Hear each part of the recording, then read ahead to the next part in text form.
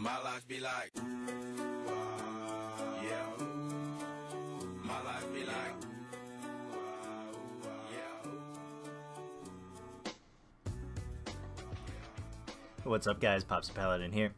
We're going to be talking about Mythic and Antoran High Command, and this is going to be a longer intro because I want to talk a lot about the details of the fight.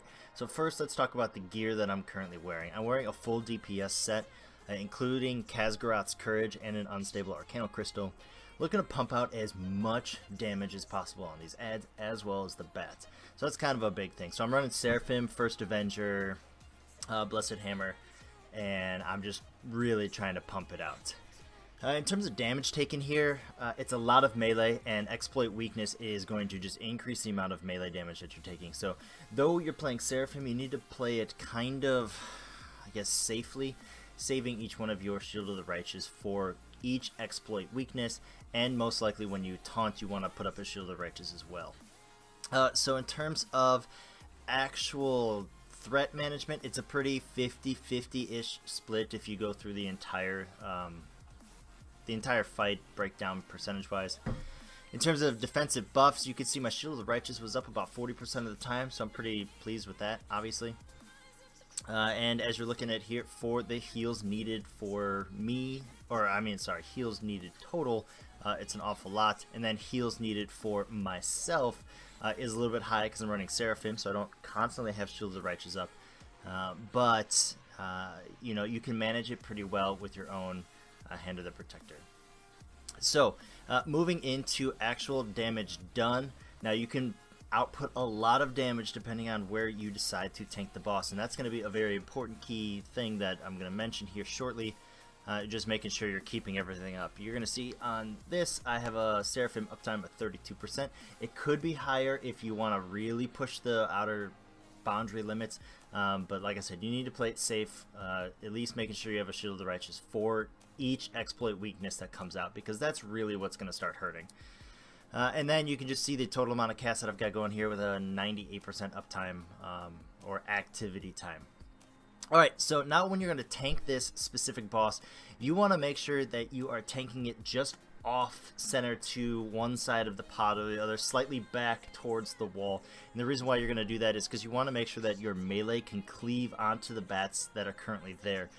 If you tank it right in the center like we were originally, it's really hard for melee to cleave, and you know, it kind of makes a lot of sense. So what you do is you make sure that you have your range take care of one side, as well as the person in the command center. They're taking care of that side where melee is not, and they're just blowing up bats on that side when their thing's off cooldown. If it's not, they're calling for a full-on range switch.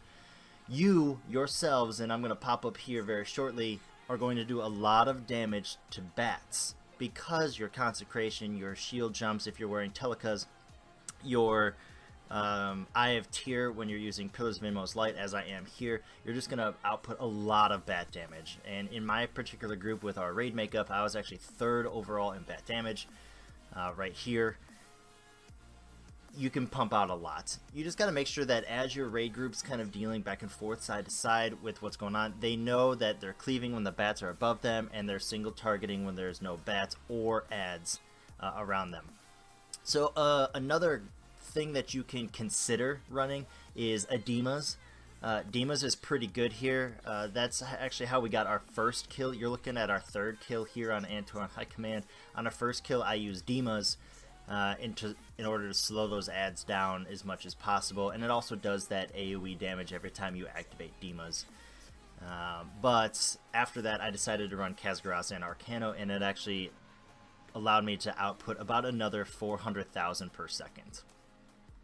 So after you finish tanking Admiral, you're going to move over to the next boss, and you're going to start in the same spot with the Chief Engineer, dropping your 3 Fusillade shields down on this side and 3 on the other side, and just continuously popping through here. Now, side note that you could see on this side, if you do miss a shield on this side, this particular go-around, the damage isn't very high. It ramps up each time we get a Fusillade. So on this first set, if you miss one, don't sweat it. Just really kind of power through it. The things that you need to do and you need to really make sure that happen in your raid group is that when adds are spawning, people are on top of you as a tank, so that way you can grab aggro right away. Nothing worse than having one of those Fellblade guys run away and you don't have any aggro on it, and it just kills a ranged player. One, because you need to make sure that your taunt is always available. Granted, you can take 4 stacks, you can take 6 stacks if you have all of your cooldowns. You really don't need to / want to. But you can go up high enough if you need to, but really you want to save your taunt so you're keeping on the 2s so you're not burning through cooldowns, because you're going to need it later in the fight, especially Guardians, in order to survive here. So make sure that you've got something. If you're having a hard time holding add aggro, I really suggest using Demas on top of saving your Eye of Tyr for the movement ones. So there's always going to be an add spawn on Admiral and the Chief at the last 8 seconds you're tanking the boss. So if you know that that's coming up, pull your Eye of the Tyr, pull your Demas or any other kind of AoE type trinket, launch it immediately once those adds spawn. You should permanently hold aggro on them and be able to move to the next boss and have those adds follow you. The other thing that you can do is make sure your off tank is a DK, and after they jump and finish spinning, then your DK can Gorfiends grasp them back in. He cannot, or she cannot grab them when they're spinning. It's going to be a waste of a cast, so you have to make sure that they're doing it after the spin is done. You can grab them before the spin, but then they're going to spin on the group, and that's a lot of damage if people don't move out of the way. So that's my recommendation in terms of how to deal with those adds. Now when we get over to the third pod, you're going to see there's no adds incoming, so obviously your damage is going to dip, but damage taken is going to ramp up because the Fusillades are doing more and more damage each time they strike. So really in this area you're going to want to start having your healers do rotational cooldowns in order to keep you up. And our healers do an excellent job here rotating through cooldowns. Our damage is really on point on this kill, and you're going to see us kill this very shortly here as we're going into our final pod, which is only 4 pods. Back to adds again, and you're going to see me kind of check up right there. That's because a lot of times when I get there, especially knowing adds are spawning, I'm going to pull aggro off of my off tank. Now granted, he's a DK and he does a lot of AoE damage. I am specifically built for this AoE fight, and we were having a little bit of threat issue. Nothing on his fault, most likely probably all on my fault, but that's why I checked up, so it wasn't anything special. It's just making sure that he's got that aggro. I already had 2 stacks of exploit weakness, and so I really wanted to make sure I didn't have a third, so I had everything pooled and ready to start cleaving those adds when need be. So this took us a long time to get it down to where we're killing Admiral on the 4th pod and we're not continuously moving on to the next pod.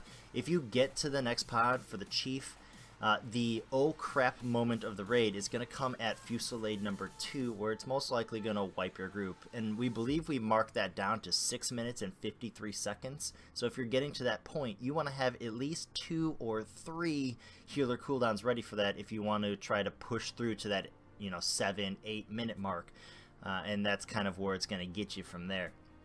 If you got a shaman, you can obviously put down a spirit link, but you need to put down a spirit link plus like a trank or a Tears Enforce or something like that, or Tears Deliverance, I'm sorry, in order to live through that. Other than that, I mean, it's a pretty straightforward fight. Bats are uber priority. Taunting on the 2s is your main objective as a tank, just to make sure that your off tank isn't getting absolutely smoked by auto attacks.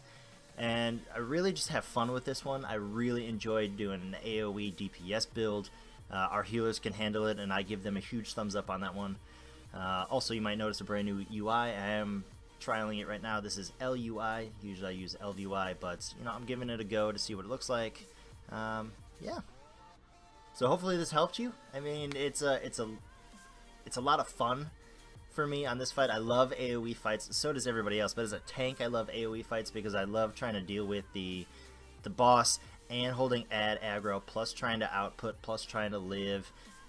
Those are the kind of fights that I enjoy. I hate single target fights. But other than that, guys, I wish you all the best in your loot, and I will definitely catch you on the next video, so good luck.